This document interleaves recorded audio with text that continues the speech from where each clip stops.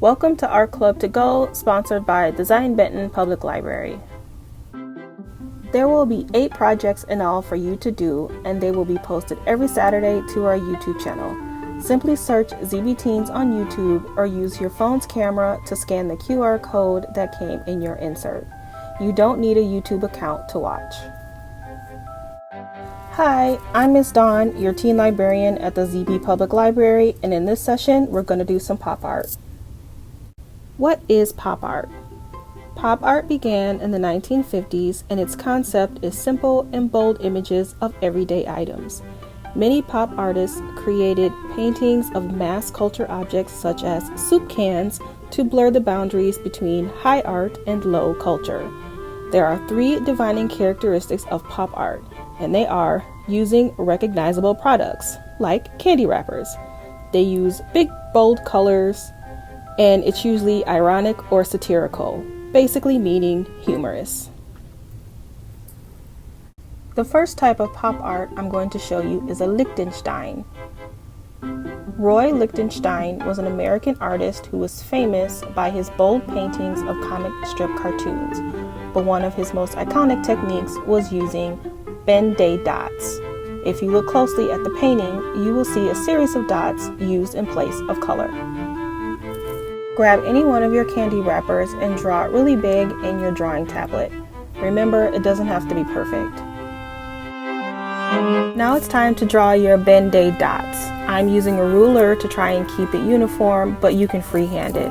I'm also using a Sharpie, but you don't have to. You can go ahead and use your colored pencils. Sit back and relax, because this is going to take a while.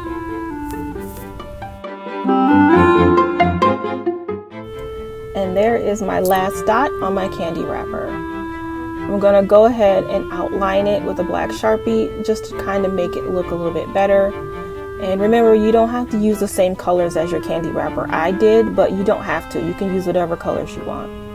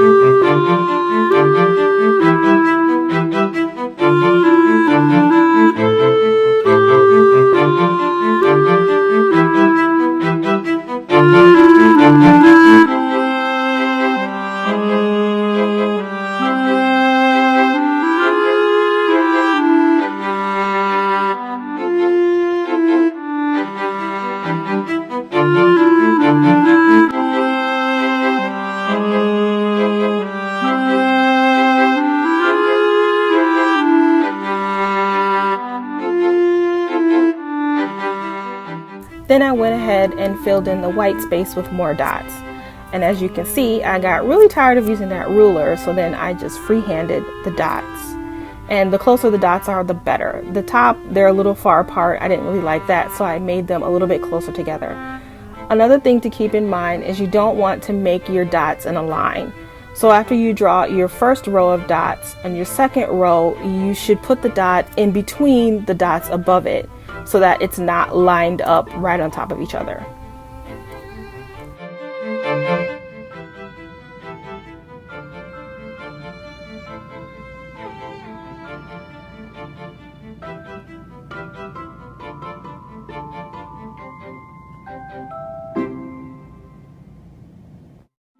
The most famous pop artist was Andy Warhol. He combined fine art and drawing. He liked using household items, and he was obsessed with celebrities.